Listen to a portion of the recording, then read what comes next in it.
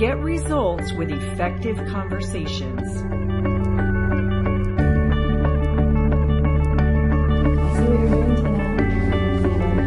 Are you kidding me? Why is she doing this? She was pressured into something. What are you doing? What are you doing? We're just having fun. They're private. They are not private when you put them on the internet. Alex is a normal, healthy teenage boy whose girlfriend is revealing herself to him like a little slut. Taking your computer and you can log on in the living room where I can monitor what you're doing. You're ridiculous.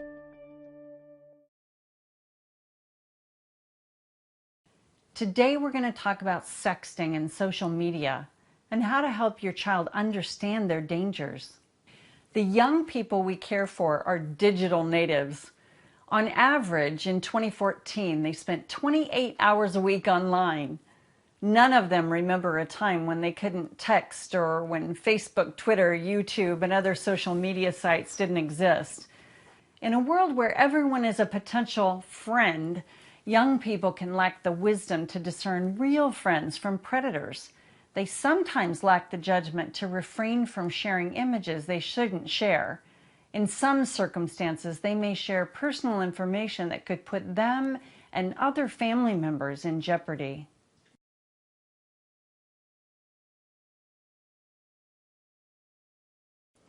As a caregiver, it's imperative that you frequently communicate with them in a factual and non-judgmental fashion about their use of social media and text. This communication should start in an age-appropriate fashion as early as 4 or 5. Even at that age, kids are playing on the internet and using their parents' mobile devices. They must learn how to stay safe. By the time kids are in school, you should have discussed with them what you view as permissible online behavior, setting the same type of boundaries as you would for any other behavior. As the kid matures, the boundaries can and should change to reflect their maturity and needs. It's a good idea to draw up a mutually agreed upon contract stipulating things like permissible sites, hours and length of usage with age-appropriate limits and turn-off times. This can include where devices are charged at night, the types of imageries they can share, your monitoring capabilities, friending on social media sites they frequent, whether or not they're going to be allowed to register on a social networking site without asking your permission, monitoring their social media by randomly checking their devices or enabling reporting programs, the privacy settings you expect them to use, personal information they're allowed to share and with whom, and the consequences for breaking the agreement. Until trust is established between you and the kid, monitoring may be the best attempt to keep them safe. You must be careful to not alert the kid to the fact that you're monitoring them so that they don't resort to creating accounts that you're not aware of and can access elsewhere. In doing this, you're trying to keep them safe. If you do discover that they're involved in unsafe behavior, you must have a discussion with the kid. Remember, consistency and role modeling are a big part of appropriate parenting. Do not do anything on the internet that you wouldn't want the kid in your care to do. Just as you can track their digital footprint, these natives will certainly be able to track yours. Let's watch this scenario and then we can discuss another more constructive way of handling this social media parenting situation. So then, I took the pass and slammed straight into the goal. Wow. You think you're going to make the travel team? I know I am. Coach told me. But it's got to be a secret for a while. Oh, okay. Well, we won't tell anybody. I see what you're doing, Tina. Hand over the phone. I'm sorry. Alex is trying to flick it on doing homework with me. I only did it once. We saw you look once and then we saw you typing. How do you know it was going to flake out on you? I only sent one text and wrote one text. No texting at the table means no texting at the table. At all. Hand over your phone. Can I get it back after dinner? No, you know the rules. One text, one day.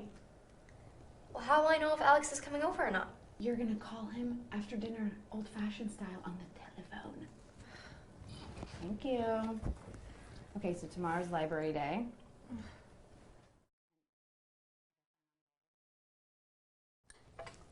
I mean, scheduling-wise, it's going to be a little bit hard. That's the easiest part if he asks me. We'll find a way to do that. You think so? Yeah, we'll find a way. I mean, I don't know. I bet if we can ask Ben's parents. Or Phillips, yep, one of the two. Yeah, they will probably help. We'll turn that thing off. Yes. Whoa! Sin, you got to take a look at that. Are you kidding me? Why is she doing this? Maybe she was pressured into something. That is no excuse! Oh my god.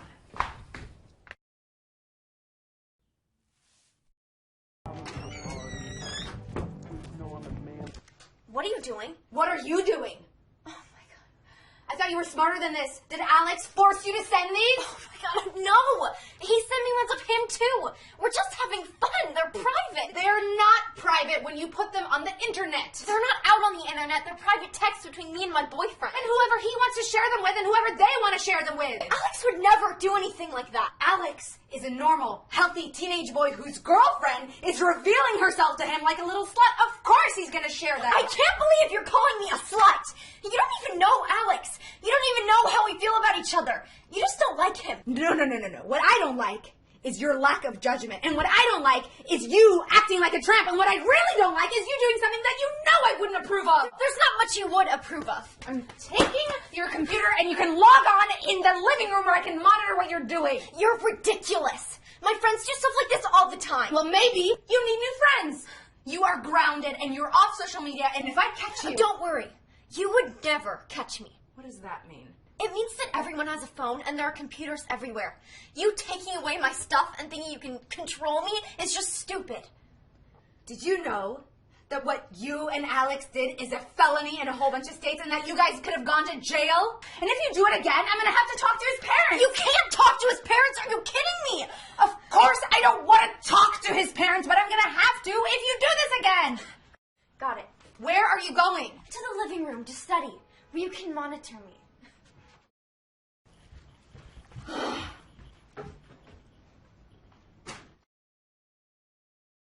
This interchange in no way accomplished Cynthia's goal of making Tina aware of the jeopardy she was putting herself in by sexting.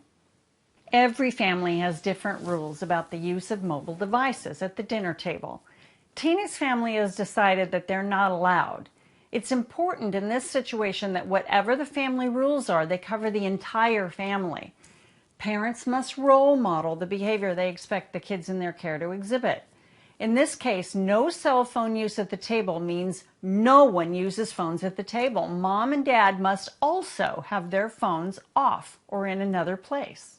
The fact that the consequence for breaking the agreement had been laid out in advance and its severity directly tied to the behavior made it palatable to Tina. She pushed back, as one might expect a teen to do, but then accepted the responsibility for her actions.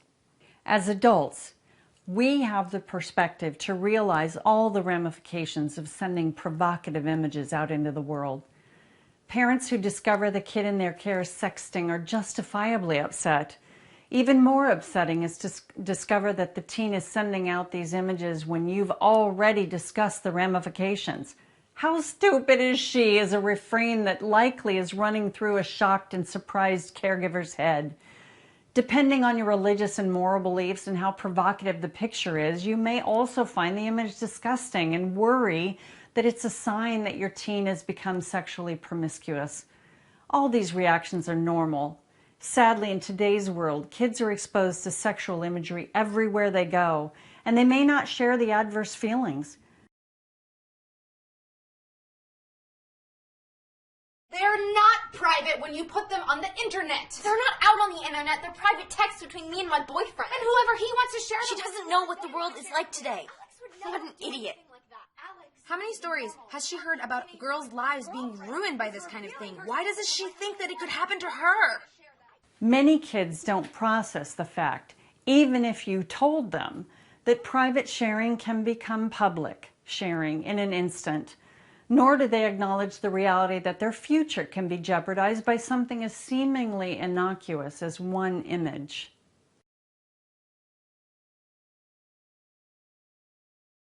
They're not out on the internet. They're private texts between me and my boyfriend. And whoever he wants to share them with and whoever they want to share them with. Alex would never do it. What if Alex breaks up with her? Then what? He could post them anywhere in a second. It's revealing herself to him like a little slut. Of course he's going to share. If the kid is a foster child, the odds are they've come from a traumatic background. And building trust with them is a key factor in creating a relationship. If you shame them by calling them a name, as Cynthia did when she called Tina a tramp and a slut, they'll inevitably process your reaction as a condemnation of them as a person rather than of their actions.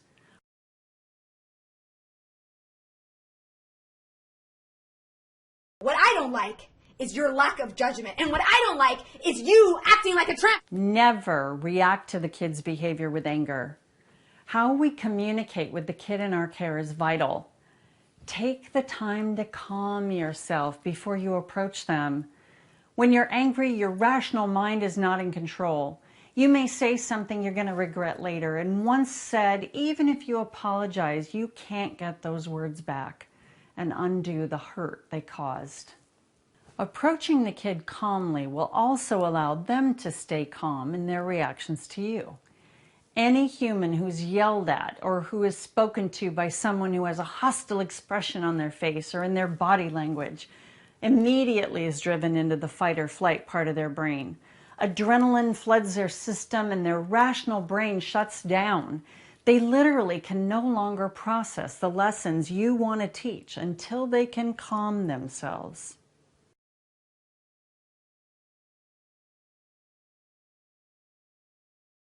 After you've calmed yourself down, and prior to speaking with the kid, you have to decide what you want to achieve in the conversation.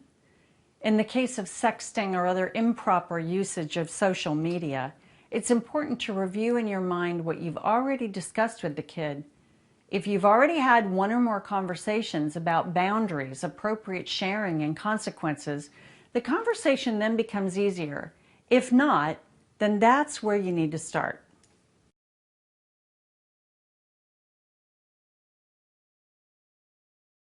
If any form of sexual behavior is going to be a topic of conversation, it's best if the parent of the same sex as the kid has that conversation.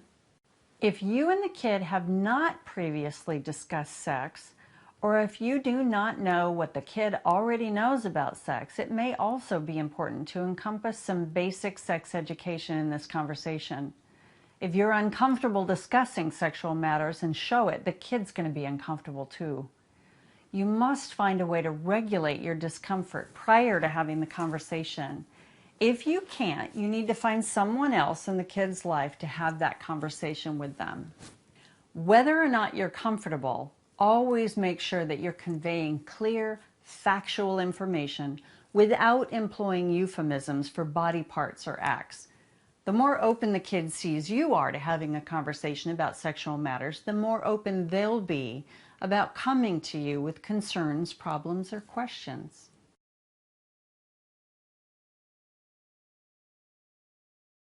The key points to convey to the kid, if you haven't already, about social media and texting in connection with their own safety are: once an image enters cyberspace, they have no control over where it goes.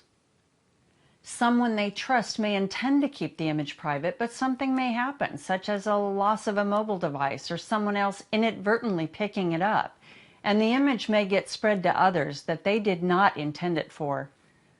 Predators may get a hold of the image and try to contact them under fictitious names and identities, and their personal safety may become jeopardized.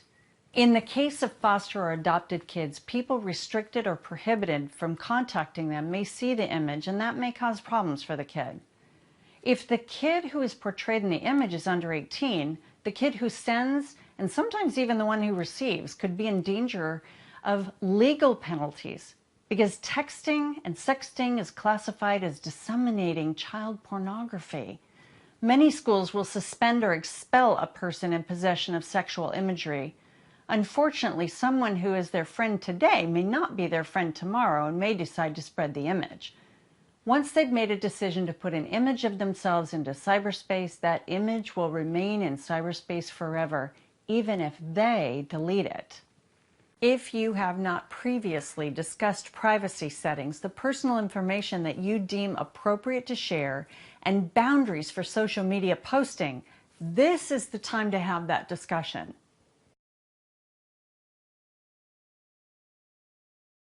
You're ridiculous! My friends do stuff like this all the time! Well, Her friends are tramps. I wonder if I should call their parents and tell them to check out their phones. Don't worry. That'll be interesting. What does that mean? It means that everyone has a phone and they're... She knows my friends. She likes my friends. She's being dumb and old-fashioned. It's just stupid. If it's not clear to whom the kid was sending a provocative image or picture, or you don't know the individual, it's extremely important for you to find out who that person is. Don't be satisfied with the explanation that they're a friend. You must find out if they're a friend the kid knows in the real world, or if it's a friend they made in cyberspace. If the latter is true, the kid may have been tricked into communicating with a sexual predator, pretending to be another kid or a sympathetic adult. You need to take steps to ascertain the identity of the recipient of the photo. The kid may become angry at you for doing so, but the safety of the young people in your care is your primary objective. You can ask them to inform the person that you're going to contact them, or just reach out to that person directly. If you're not satisfied with the recipient's identity as another benign, although misguided kid, it's your responsibility to report it to the police. And you can log on in the living room where I can monitor what you're doing. You're ridiculous. My friends... I'll just go on the computer at Carrie's house when I'm not grounded. Friends, you are grounded and you're off social media. Never do what Cynthia did in our scenario and act in a fashion that betrays an ignorance of the modern world. To assume that a kid can't get on the internet and access social media because you've taken their devices away is naive. Displaying this naivete will reinforce the kid's impression of you as out of touch, and your message is just something old people say. Instead, create an environment where there's mutual respect. Listen as much as you speak, if not more. Ask questions that will lead the kid to draw their own conclusions about appropriate behavior. Make sure that you couch every point you make in terms of safety. Empower the kid to create a contract with you that they feel is fair about their future use of social media. Collaborate with the kid in setting consequences for a breach of the contract. Make it clear to the kid that any monitoring on your part will be done to keep them safe, not because you want to spy on them. Keep the channel of communication open. Let the kid know that as you build trust, you'll be more open to less restrictive rules.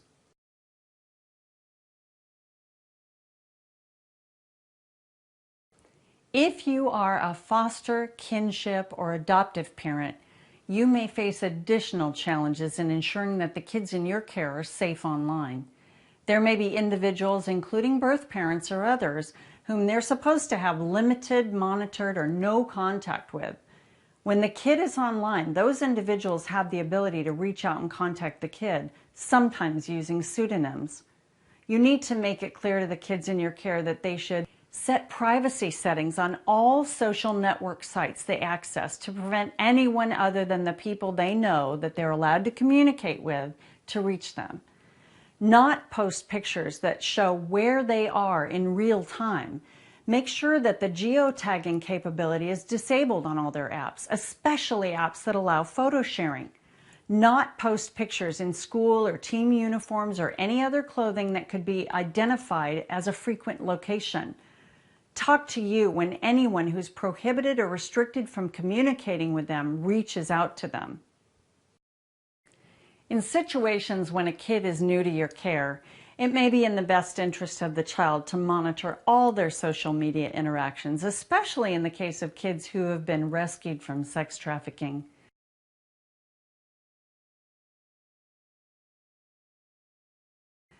Taking away internet-connected devices is never the solution to an abuse of social media use.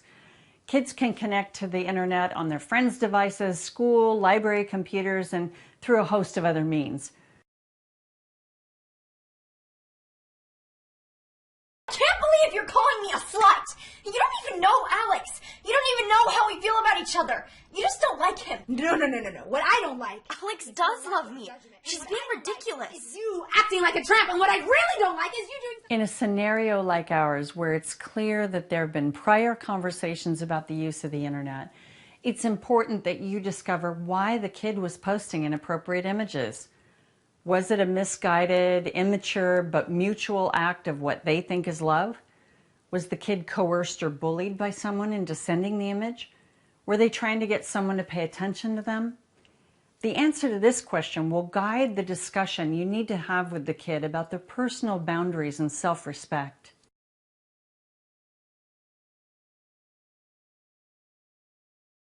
The questions you ask the kid should recognize that not all kids have the same mental age as their physical age, and should always be respectful of their emotions and feelings. Kids in your care who have been traumatized may have a hard time identifying their emotions and feelings, and you may have to help them by how you phrase your questions.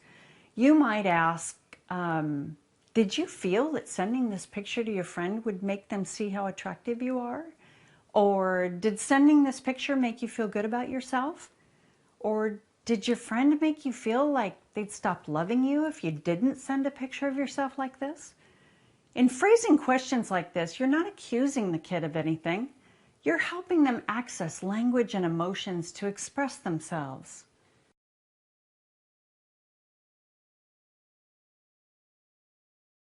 The last thing that you want for any kid in your care is to suffer the potential natural consequences of exposing themselves in cyberspace.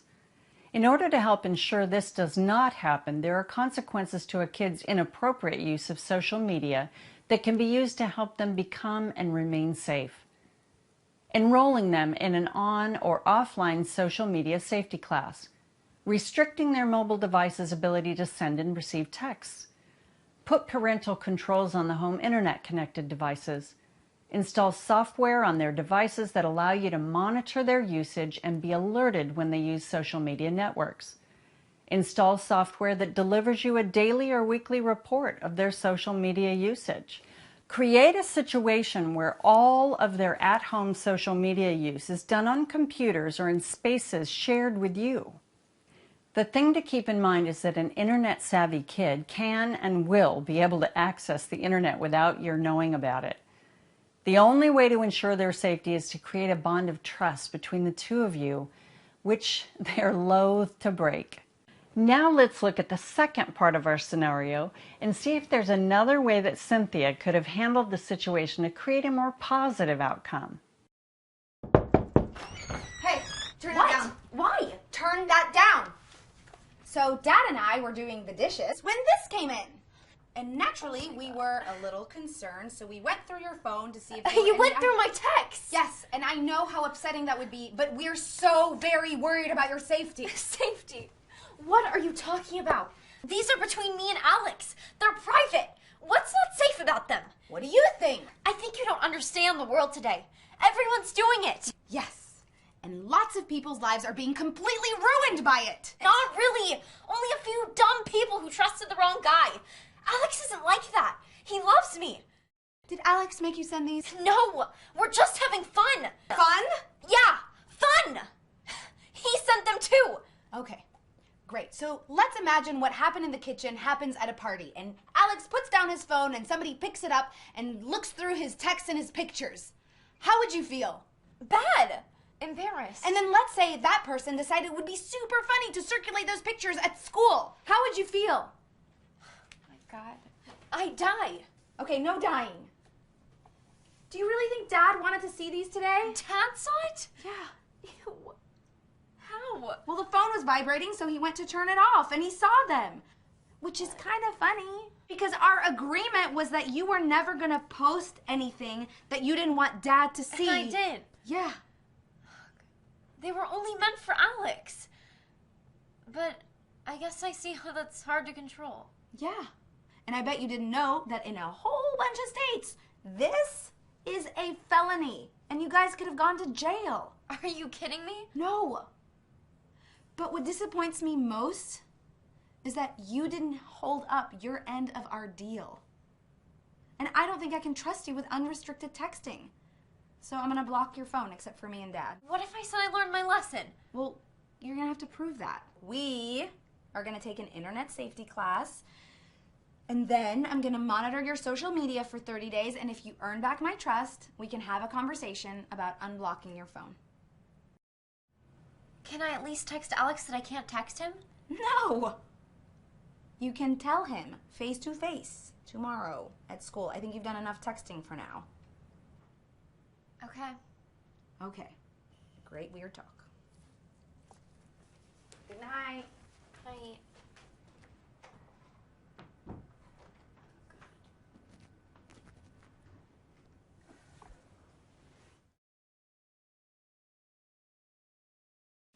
And it's that simple. Cynthia made the conversation about Tina's safety. She wasn't accusatory, even though she expressed her disappointment in Tina's choices and her inability to trust Tina right now. She leads Tina to draw her own conclusions about her behavior. She got Tina to realize how she could have potentially harmed herself by sending these types of images through cyberspace. Hopefully in the future, Tina will think twice before sending any type of image over the internet. For more information on the techniques used in this video and for downloadable cheat sheets, go to www.getresultswitheffectiveconversations.com. That's www.getresultswitheffectiveconversations.com. Although these scenarios end with the child accepting correction, that's not going to always be the case the very first time you practice these parenting skills. But with patience, practice, consistency, and time, you will get better results with these techniques. We are so grateful to the contributors to these videos. They include Greg and Mary Thompson, Mark Hill Insurance Company, Connie Clendenin, MSW, Valley Teen Ranch, Dr. Karen Bergstrom, Safe Families for Children, Irene Clements, National Foster Parent Association, Corky Kinsvater, MSW, Talon Grief, CMHC, LPC, Mara Ziegler, MSW, Barbara Thatcher, MSW, Susan Hess, LCSW, IL, USC School of Social Work, and Nicholas Bruce, LMFT, Compassion LA.